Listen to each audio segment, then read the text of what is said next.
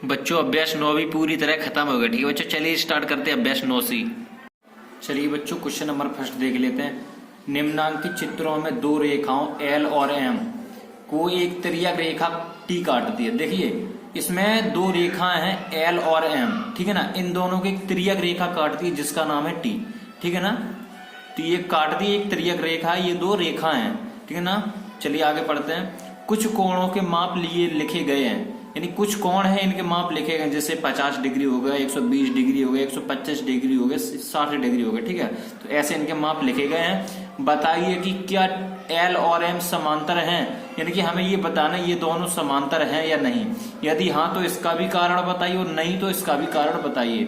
अगर समांतर हैं तो भी कारण बताना और नहीं भी है तो भी कारण बताना है, तीनों का। चलिए देखते हैं। तो इसमें सबसे पहला आपको दिया, देखिए इसमें तिर्यक रेखा है टी, ठीक है ना। तो ये दोनों को हमें बताने समांतर है। देखिए ये जो लाइन है ये हमारी कौन सी होती है, ये कौन सी है, ये हमारी 180 डिग्री की है।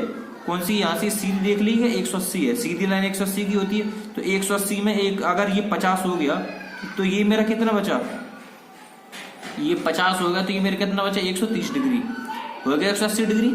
चलिए ये वाला भी हम लोग देख लेते हैं। जब ये 120 डिग्री हो गया तो ये पूरी लाइन 180 की होती है ना, तो 120 का हो गया तो ये कितना बचा 60 डिग्री का, ये 60 का हो गया है ना, हो गया। चलिए ऐसे ही हम ये वाला भी देख लेते हैं। ये लाइन भी मेरी 180 डिग्री की है ना, तो ये 125 को हो गया तो ये कितने का बचा 125 को, ये कितने का बचा 55 डिग्री का, 55 का बचा 55 का। ऐसे हम ये वाला भी देख लेते हैं। जब ये हमारा 60 का हो गया कितने का बचा ये 120 डिग्री का, क्योंकि कोण 180 डिग्री का होता है, सीधा समांतर है ना, 180 का हो गया।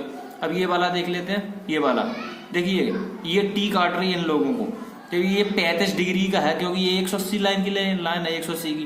तो ये 35 हो गया तो ये कितना हो गया मेरा 145 हो गया ना, 145 डिग्री, ठीक है ना। ऐसे ही हम ये वाली भी देख लेते हैं। इसमें क्या होगा, जब मेरा 135 डिग्री का है तो ये मेरा कितने का बचा, ये मेरा कितने का बचा 45 डिग्री का, ठीक है ना, 45 डिग्री का हो गया। अब हमें ये बताना है कि इसमें संगत कोण बराबर है या नहीं और एक अंतर कोण बराबर है या नहीं, इन दोनों को हमें बताना। देखिएगा ये लाइन मेरी 180 डिग्री की होती है, जब ये 50 को हो गया तो ये 30 का बचा, ये 120 का था ये 60 का बचा। भाई ये बताइए, देखिए पहले संगत कोण देखते हैं। संगत कोण यहाँ पे 50 डिग्री है और यहाँ पे 60 डिग्री है, मतलब समान नहीं है। यहाँ पे 130 है, यहाँ पे 120 है, ये भी समान नहीं है, ठीक है ना। इसमें भी संगत देखते हैं। 125 डिग्री 120 डिग्री ये भी समान नहीं है, 55 डिग्री 60 डिग्री ये भी समान नहीं है, 145 डिग्री 135 डिग्री ये भी समान नहीं है, 35 डिग्री और 45 डिग्री ये भी समान नहीं है, मतलब संगत कोण समांतर नहीं है, ठीक है। अब एकांतर कोण देखते हैं। 55 डिग्री और 120 डिग्री ये भी समान नहीं है, 125 160 ये भी समान नहीं है, 45 और 45 और 145 ये भी समान नहीं है, 35 और 135 ये भी समान नहीं है। मतलब तो इसमें हमें जो लिखना है तो लिखना है संगत कोण और एकांतर कोण समान नहीं है, ठीक है ना।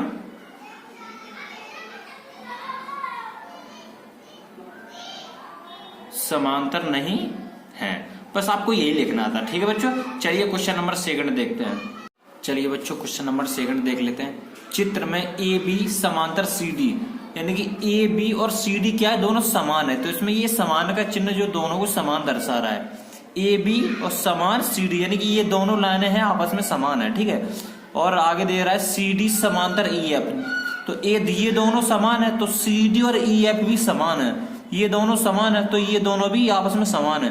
तो हमसे ये पूछा ए बी समांतर ई एफ, तो इसमें ये पूछा ए बी ऊपर वाली लाइन और नीचे वाली लाइन ए बी और ई एफ क्या समांतर है। भाई ये बताओ, ये दोनों आपस में समान है जी, ये दोनों समान, तो ये दोनों भी समान है।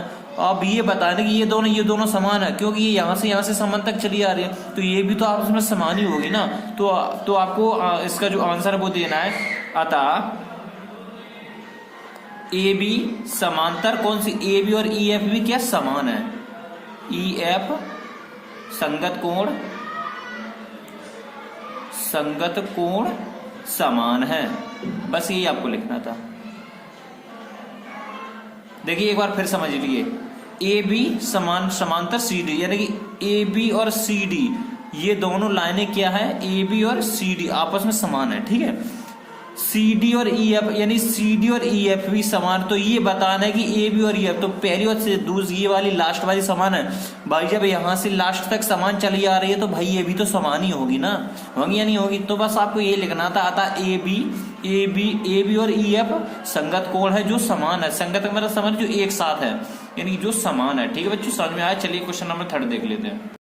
चलिए बच्चों क्वेश्चन नंबर 3 देख लेते हैं।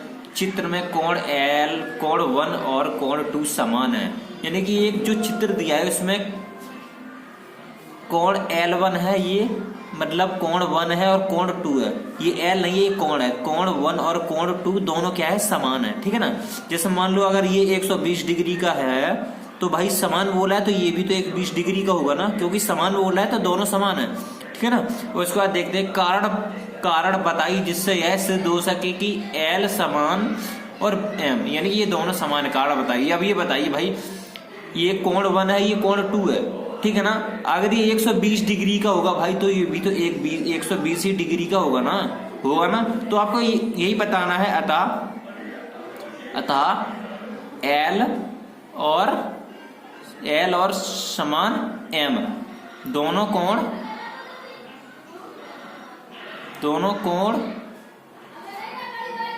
संगत या समान है, बस यही बताना था आपको, ठीक है ना बच्चों, समान है, ठीक है ना।